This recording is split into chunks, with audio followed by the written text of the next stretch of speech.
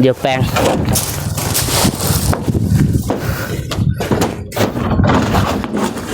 โอ้ย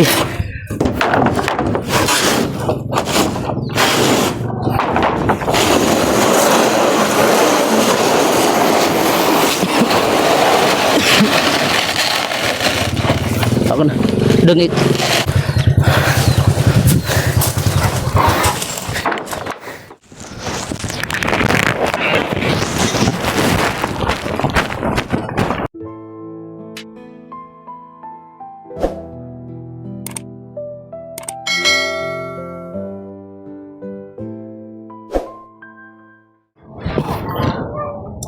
โอเคเปิดภาพมาที่บ่อฝนเนาะพี่น้องตอนนี้บ่อฝนก็อยู่ที่บ้านพี่สาวน้องเดิมเนาะหรือบ้านพี่อายของน้องเดิมเพิ่นทางบ่อฝนก็ได้สัญญากับน้องเพิ่นแล้วว่าสิมาเอาไม้แป้นเสียไปพุ่นแหละไปบ้านน้องเดิมเนาะบ้านอลิงเมืองตะแตงแขวงสิกองไปเฮ็ดต่อเติมเฮือนครัวให้น้องเพิ่นแต่ว่าต้องได้เอาแป้นอยู่ทุ่งไว้แล้วก็ไปส่งพุ่นแหละอยู่อลิงเนาะเอาคนหมดกราบทักทายสบายดีเลยสวัสดีพ่อพี่น้องบัดสู่คู่สู่คนว่าอยู่ในและก็ต่างประเทศก็ยินดีต้อนรับเข้าสู่สองเบาฝนลาวใต้คือเก่าคือเดิมพี่น้องโอเคบ่ลายใหญ่หางเนาะบ่ฝนก็สิเอาแป้นขึ้นรถแล้วก็สิเดินทางพุ่นแหละกับมือกอกมื้อนี้ที่ว่ามีมือกอกมาซอยไปเอาเอิ้นผู้นั้นมาแป้นมาไม้ตักไหร่แล้วว่าเอาเพิ่มอีกเพื่อแบบโอ้สบายอย่าง35ก็ได้หรือว่า40ก็ได้ให้พิมพ์เพิ่นว่าเอาเพิ่มยานเรือคันว่าเรือก็สิมาส่งคืนคันว่าอันนี้ก็เอาเลยก็ได้บ่เราเจนนี่นี่ก่อนโอเคบ่2คนมันจังบ่ยาก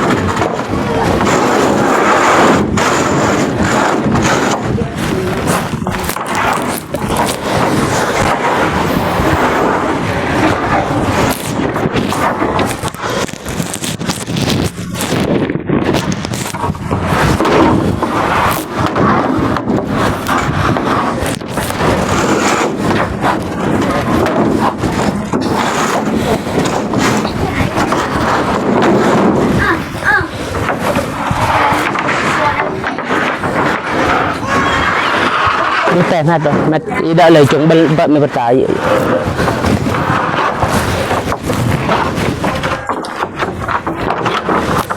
มันสิบินหัวคนเบิ่งนั่นน่ะให้เบิ่งกัน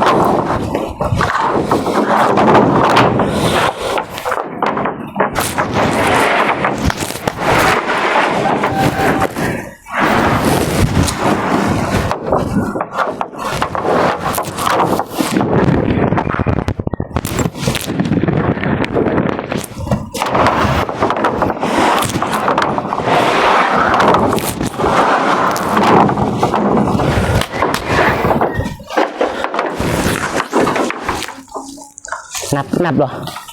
ได้นับอยู่ปะนับโอเค30รู้ว่า40 35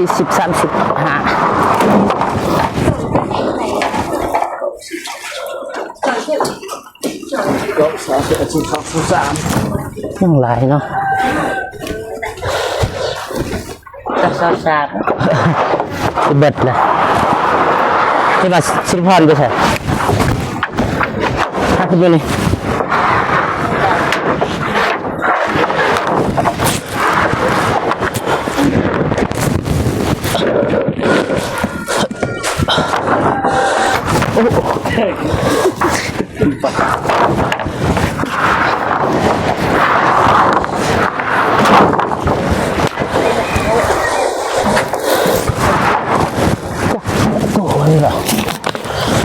อันจะแปลง่ายอันจะเกินแปลง่ายดิ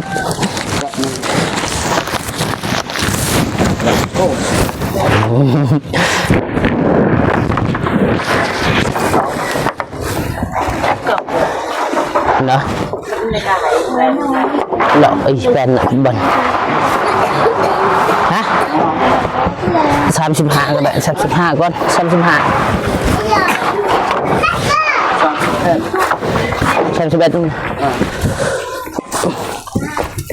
หยุดพอแล้วชิมเมื่อไหร่ปะขอบใจเด้อใช่ปะไปแบกเขาต่อเนาะเขาต้องเดิมป่ะเอาไปให้เพิ่นเขาเปลือก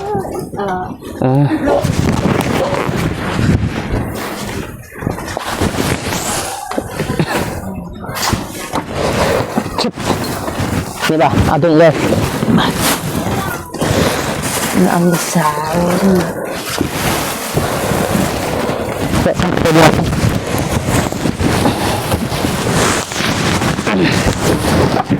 พีเน็ต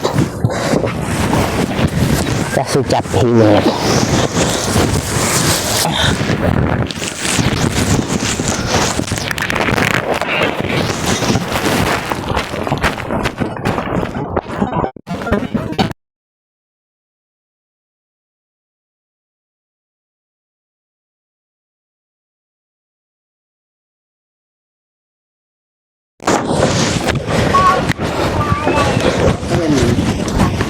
มันเกิดมันนิ่งๆหล่นอะไรก็ได้นิ่งสุดค่ะเรียนติวหลังเนี่ยแหละโทรหายังตอบไปเลยแล้ว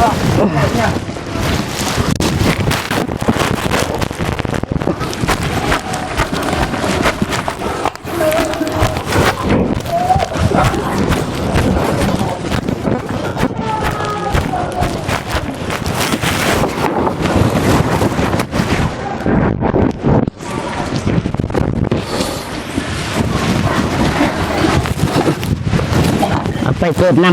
ำเกิดเปิดบานอยู่พุ่นบ้านน้องเดิมเจอกับบ้านอลีเมื่อนี้โอเคพี่น้องมีแต่ว่าตัดภาพอยู่ที่บ้านน้องเดิมอีกเทื่อนึงไปมันถึงแล้ว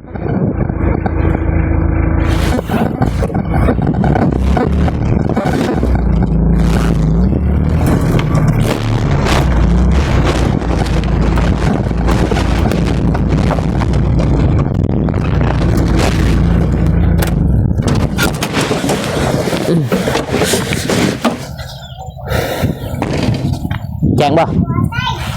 โอเคพี่น้องตอนนี้ก็ตัดภาพมาอยู่ที่บ้านน้องเดิมอีกเทื่อตอนเช้าก็มาเนาะแต่ว่าบ่ได้เอาใหม่มาพอดีตอนแรงเบาฝนก็ได้มาอีกเทื่อที่ซองหอบที่ซองเนาะว่าตอนนี้ก็ฮอดบ้านน้องเดิมเป็นที่เฮียบฮอดเลยสบายดีเนาะ โดยสบายดีเด้อฝนโดยสบายดีเด้อพ่อแม่พี่น้องพี่ใหญ่ใจบุญทุกทานสบายดี FC พังไทยพังลาวอยู่ต่างประเทศหรืออยู่ในบ้านก็ขอสบายดีและสวัสดีเบิร์ดสุขุสุขคนเด้อสบายดี โอเคบ่เบื่อหน้าอายบ่ยันมาช่องเดือน้องเบื่อบ่เบื่อก็ดีแหละอย่าเบื่อกันเลยมาดูได้ช่วงนี้มันสิเปิดอัน เอาเครื่องก่อน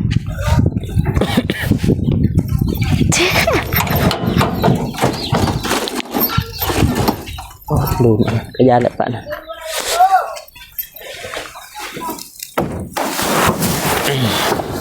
ไม่นี่ป้าจะใช้ตรงเดิมไม่แปดนี่บ่หรือว่าอยู่ใช่ อยู่นี่ก็ได้ อยู่นี่เนาะ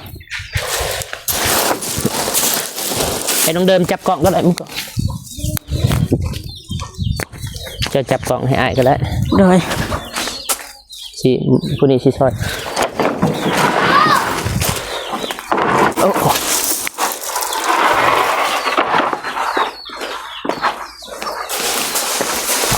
หยุดเผาก่อนน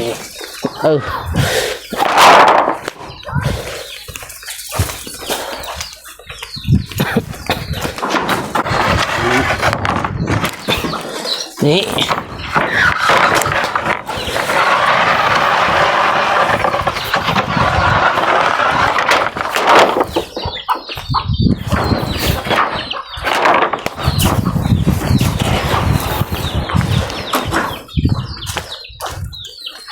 เอาก่อน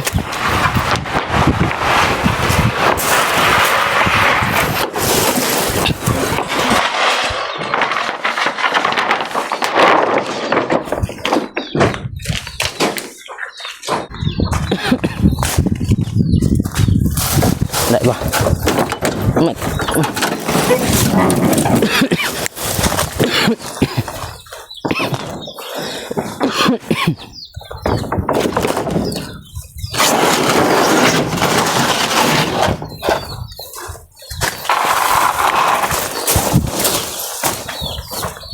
โอเค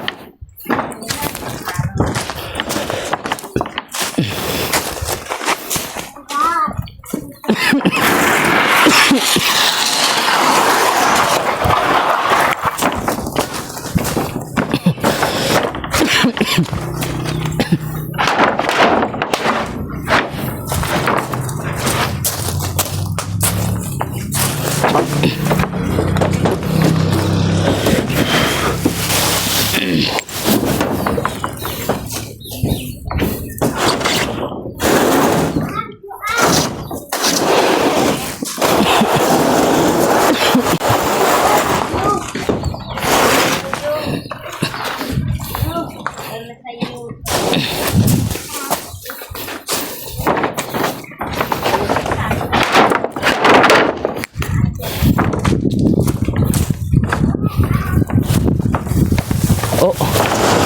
เดี๋ยวแปลง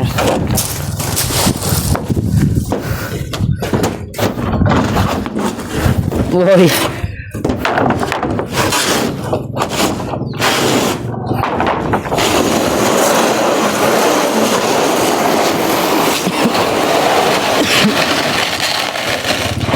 เอากันดึงอีก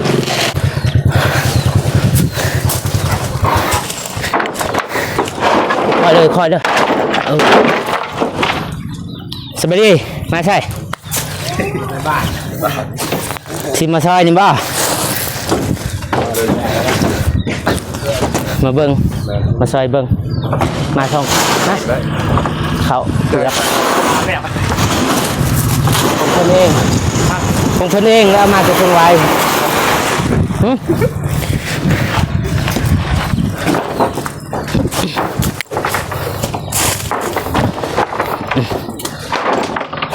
เรียบร้อย พอดี35แผ่นแต่ว่าทางแม่เพิ่นก็เราว่าเพื่อ35หรือว่า40ประมาณนี้แหละแต่ว่าเบาคนก็ไม่ผู้ใดนี่น้องเดิมไม่ผู้ใดเจ้าของ ไม่น้องเดิม ไม่น้องเดิม โดย อ๋อคือว่าไม่พี่อ้ายน้องเดิมรู้สึกเกรงใจแน่ก็เลยเอา35แผ่นแต่ว่าบ่เป็นหยังคันบ่พอจะได้ก็มีแต่ว่ากันกำลังอีกเนาะ โดย เข้าเด้อเอาไว้ใช่ อยู่เทิง ถึงนี่บ่ โดย ไปอ้นไปซะ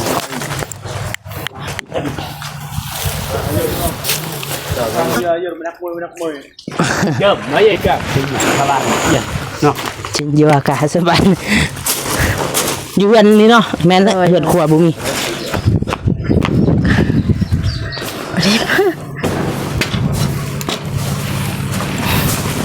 อ้าวบ่แม่นบ่ อีไหน สบายเนาะ อยู่ไสเดิม อยู่หันละ โอ้อยู่นี่เนาะ โดย นี่นะนี่ตามมีคนไหม ไปนั่งอยู่ลุม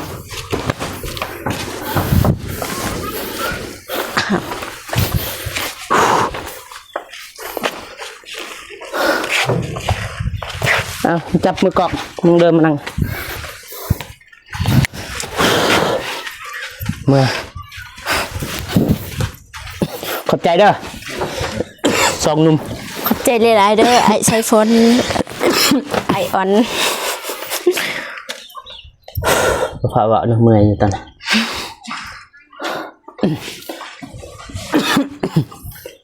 ลืมใส่นี่ก่อน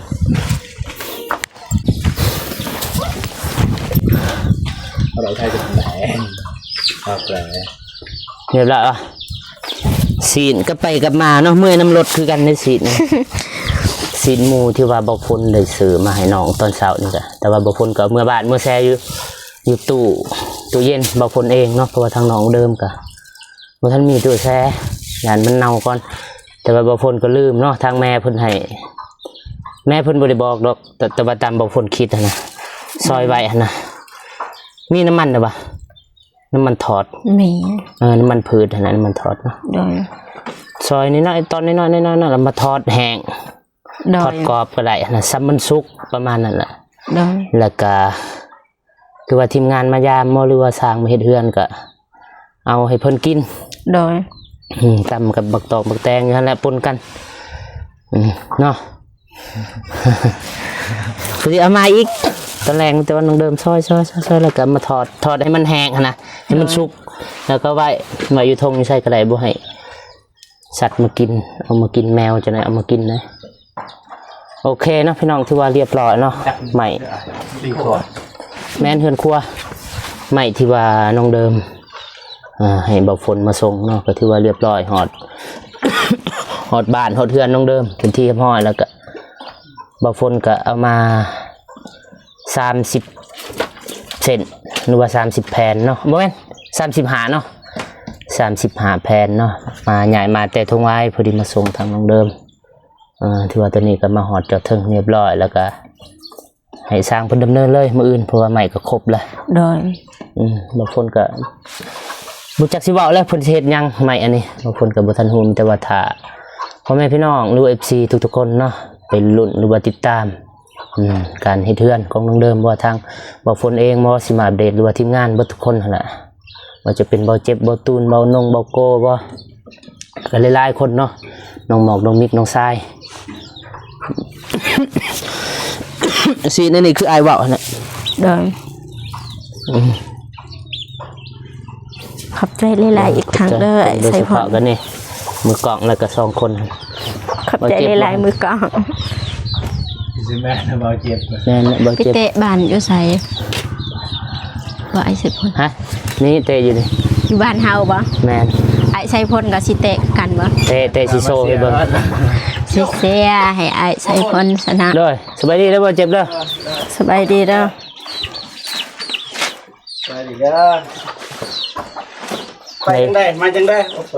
มานี่แหละมาเตะบานอยู่นี่ แล้วก็ถือโอกาสมาส่งใหม่เลย พอดีเฮาก็เอาเงินเดือนให้น้องเด้อ โอ้เด้อโอเคนะพี่น้องเพราะว่าคลิปบ่พ้นก็ยาว คนอื่นหมดบ่ฝนก็บ่กดใจผู้ใหญ่สิบุญสิทานเนาะที่เขามาเบิ่งมาติดตามรับชมสองของบ่ฝนแต่ต้นจบมานั่งนี่ก่อนบ่เจ็บให้มันคือนะ จะได้บ่สำคัญเลย จะได้มาจะได้มาจะได้ มานำกัน มานำกันเนาะนัดกันมาอยู่กับบ่เจ็บกันเลยสิจบคลิปแล้วเด้นี่ จบ โอเคพี่น้องมีแต่ว่าคนอื่นหมดบ่ฝนก็บ่กดใจแล้วก็